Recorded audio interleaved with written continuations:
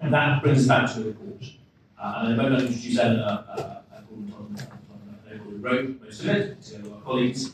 What we want to do over the next 10 to 20 years is change it so that you don't have to be superhuman with huge amounts of resilience and perseverance, so that cleaning up becomes the norm rather than the exception. And I'll explain why that's a good thing and why it's the right thing to do and how to do it at the time. Thank you.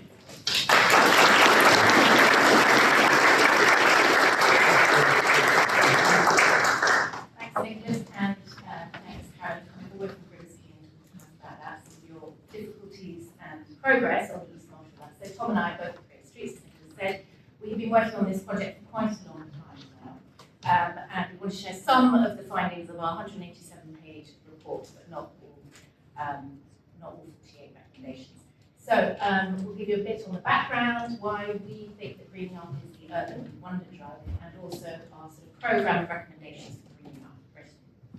So the genesis of this project does in fact come from working with community groups such as East Welsh Uniting Group in Archespoke and Chatham, who should be here, not sure if they're here, but they will be here for time hopefully, where we've been advocating for street trees and urban greenery as one of the most effective interventions for improving a place for a long time.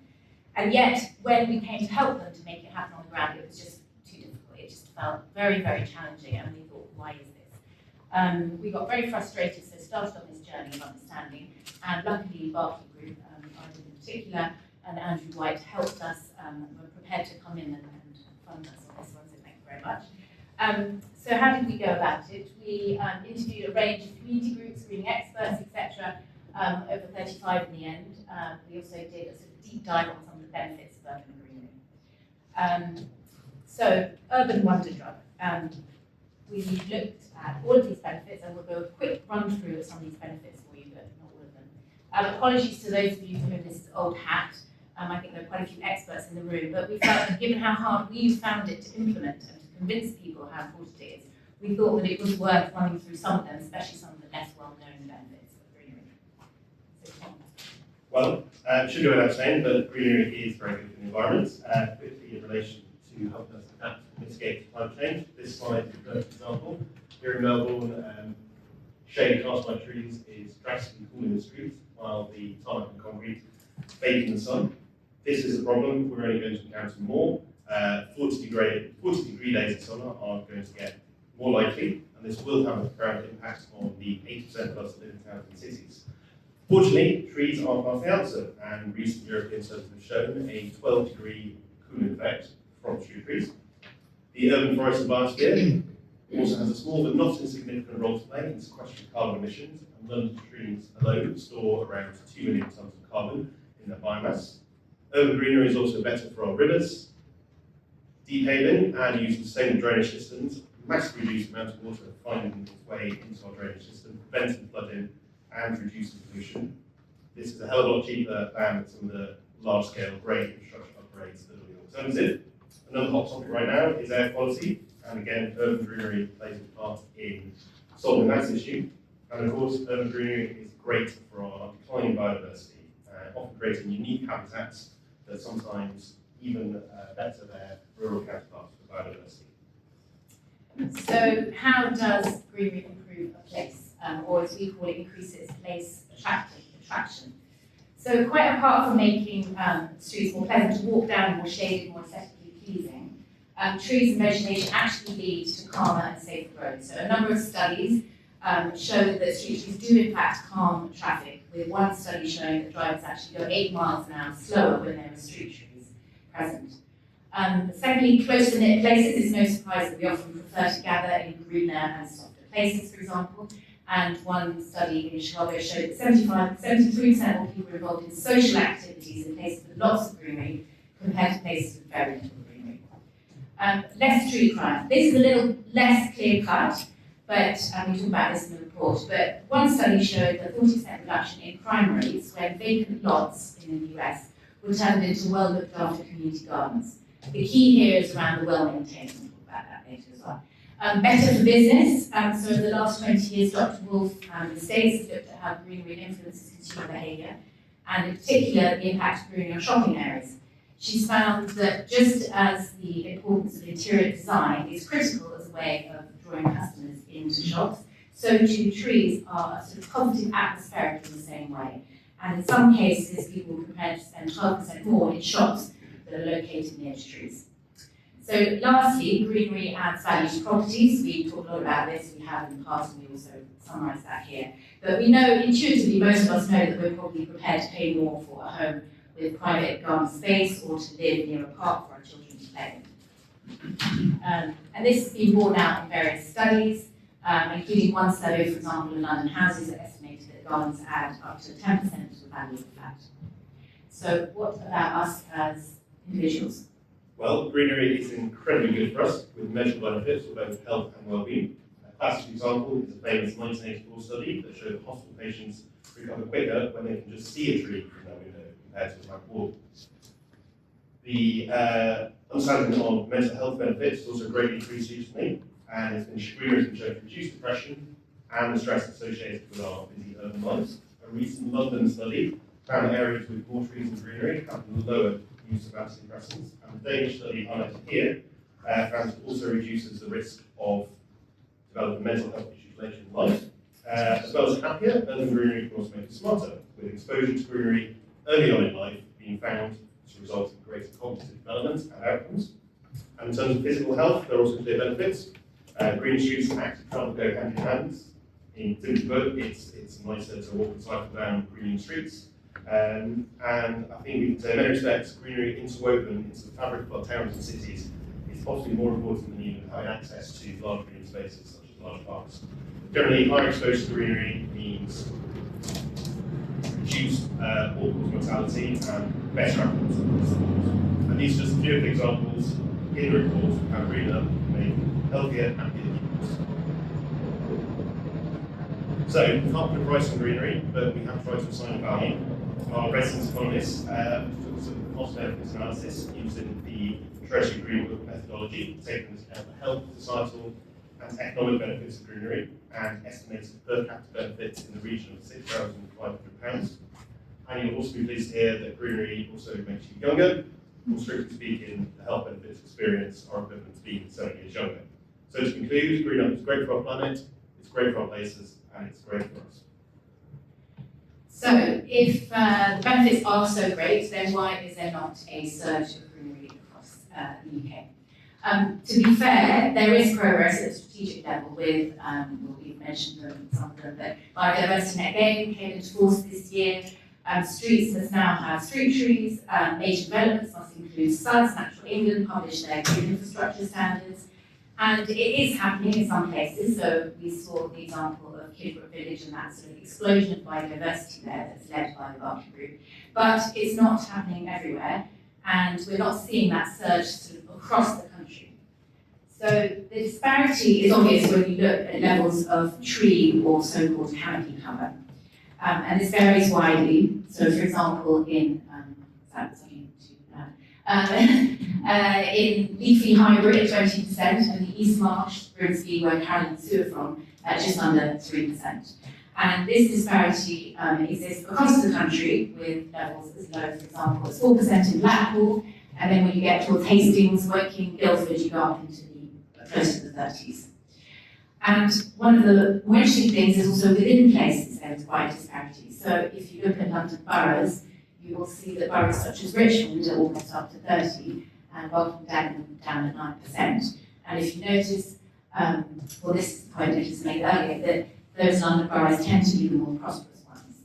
So we found that the 10 least prosperous places in the UK have an average canopy of about 15, and the 10 most prosperous around 25%. So, if we want to kickstart a greenery revolution across all our towns and cities in the UK and all parts of them, what has been stopping us and what are we going to do about overcoming some of those barriers? So, we identified 6 key themes in the report with 16 priorities backed up by the 48 detailed recommendations. Again, we'll go through those. Firstly, is mindsets and capacity. So, urban greenery is too often, we feel, seen as purely aesthetic. It's the sort of nice to have that's considered after everything else. At the end, for example, of a highway improvement scheme, it is not a must-have that is included in plans from the outset. And often it's not even a nice to have, but more of a problem to be dealt with or ideally just ignored, with a focus on all the disservices or negatives, so the roots, the subsidence, the shade, prairies. So that's the sort of first point. Secondly, urban greening is not often at the heart of decision making, but again, there's a sort of extra with responsibility and funding that is cutting across many different departments. And so officers wanting to integrate greenery have got to sort of hunt around many different departments looking for money. Something else that's worth pointing out is the challenges of integrating street trees or SUDs, sustainable urban drainage system, into busy streets, city streets are often urban challenges that require a skill set that is possibly more engineered than naturalist. So, what do we propose? We propose that we believe that regreening of our towns and cities really needs to be a national priority, and the Prime Minister needs to set and declare a national urban greening mission to prioritise this. This should be supported by an urban greening task force that cuts across departments. It could be chaired by Michael Gove at DLA, that includes senior officials, importantly from environment, from transport and from health, to drive that delivery and coordinate budgets. It should also lead a national awareness and culture change campaign, celebrating all those benefits that we've been talking about, and to somehow kind of take hold of the narrative before the doomsayers do. It should also set very clear and possibly new metrics that include CAD, which puts a monetary value on trees, and also metrics that include exposure or doorstep or 1 minute greenery, as we call it. It could be inspired by something that you can read about in a report called the 330-300 principle. The second theme that we talk about is what we call rights, not fights, and how do we cut through the thicket of permissions needed to green up. So as we alluded to in some of the stories, and that we found is surprising how difficult it is to navigate all the permissions needed to plant in council or highways land. So first of all, you need to work out who owns the land, and then once you've done that, you've got to work out who you need to get permission from. And there's all sorts of sort of fear of damage to foundations, to utilities, subsidence, how it might interfere with pedestrians, with wheelchairs, with driving visibility, with sightlines, and the fear that once adopted, trees will need to be maintained, and there usually isn't a cost associated or revenue associated with maintaining those assets. So the people we interviewed far too often encountered a culture of why instead of why not, or even yes please. And so we think it should be the default, for example, to have green streets like this one in Bristol on the left, or the green tram lines in Utrecht on the bottom right, or these SUDs in Enfield. What are we recommending? We're proposing what we call a new right to plant, which would shift the status quo so that it is the default to plant in public places. The onus would then be on landowners to object to planting versus us having to wait for permission from them. And this would give individuals and communities the right to plant under certain circumstances, certain types of vegetation in pre-approved places.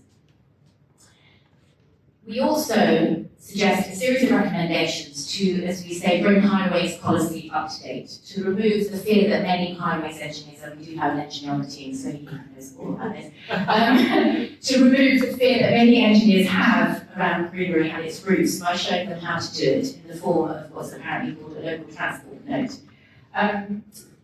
We also have looked at how huge swathes of our public land is taken up with car storage. This is a controversial topic, but we think that we need to consider how we might rebalance the use of that space so that we allocate more of it to greenery. And so that we can have an explosion of green parking, of green bus stops, green tram lines, and as well try and halt the paving over of front gardens. Tom will now talk as the engineer about underground networks. Okay, well, one of the most common issues we encounter and greenery is the presence of underground utilities.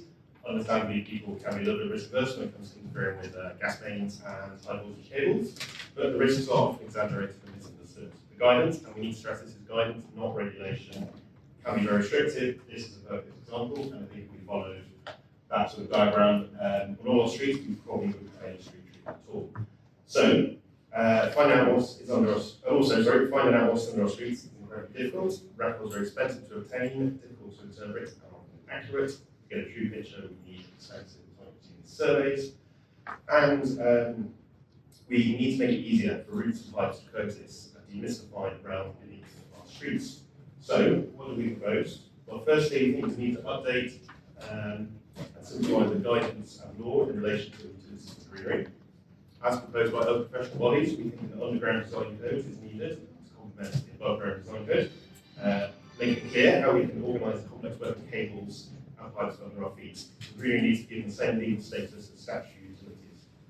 We also need to make information more accessible. The National Underground Asset Registry is an excellent tool, but its rollout should be sped up, made more accessible. And we're never going to do away with scanning completely, but we need to make it easier and cheaper for those who wish to plant to safety. Funding is obviously another big issue, not just for planting, probably more critically for the ongoing maintenance of planting. New funds have been made available. These really are a drop in the ocean. Current funding amounts to around £14 million, compared to £700 million for potholes, or £52 million spent on a single junction on the A90. The available funds don't often find their way into the right areas, and they're very time-consuming and resource-hungry to apply for. We think it's a classic example of the white-hole begging bowl culture. And lastly, there is a lack of clarity over costs.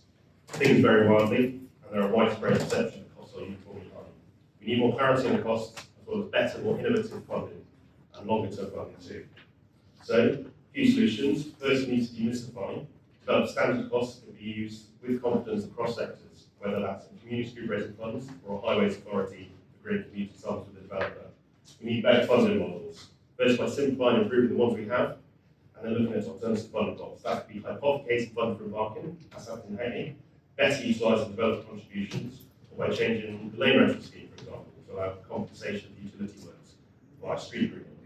And crucially, we need not only to fund planting. After all, I think it's quite easy to raise funds to plant streets, so as well. We also need to properly fund all stages from design through to ongoing maintenance. And finally, we suggest we can trust similar mechanisms. So we have ring-fence funding, the ongoing maintenance of greenery, building on work done in places like Milton Keynes and Newcastle. Greenery is not an expensive commodity. It is an essential part of our urban fabric, and it more than pays for itself. Even in tight times, we can and must find ways to invest in a greener urban future. Okay, I've been told to hurry up, so I will hurry up, and I was going to talk about stewarding or maintenance, which Tom has talked lots about. But the one thing I would say on maintenance is that it's kind of hard to believe, but when we first spoke to STAG, Sheffield Tree Action Group, they told us that a contract with Amy for planting trees in Sheffield did not, in fact, include anything on watering. So, surprise, surprise, the following year the trees just weren't watered and they died. So that's just an example of how important maintenance is and how often it just does seem to fall through the cracks. The other point on stewarding that we wanted to make, which Karen will talk about, is the importance of leveraging that volunteer energy and how we believe there is a huge sort of groundswell of volunteer energy that could be used. Skills, Nicholas, you literally reminded me out, yes, okay. Well, skills, you'll have to read the report to hear more about skills, but we think that the profession of urban greening professional needs to be elevated in the same way that all things urban greening should be elevated. We suggested appointing a chief of urban greening that would have a similar stature to chief planner or chief architect. So, I've got to find out, yes. So all of this, I hope, adds up to a comprehensive programme that will not only put an urban greening revolution at the heart of public policy and conversation, but also unpick some of the barriers that have been preventing what we know must happen. And one of the people who we spoke to last in this process, sadly not the first, which would change everything, was Carlos Moreno, who many of you know is the originator of the 15-minute city. And he said to us quite categorically in a very Gallic fashion, Eleanor, greening cities is not an option. It is no longer an option. It is urgent. It is now our duty. It is an obligation. Thank you.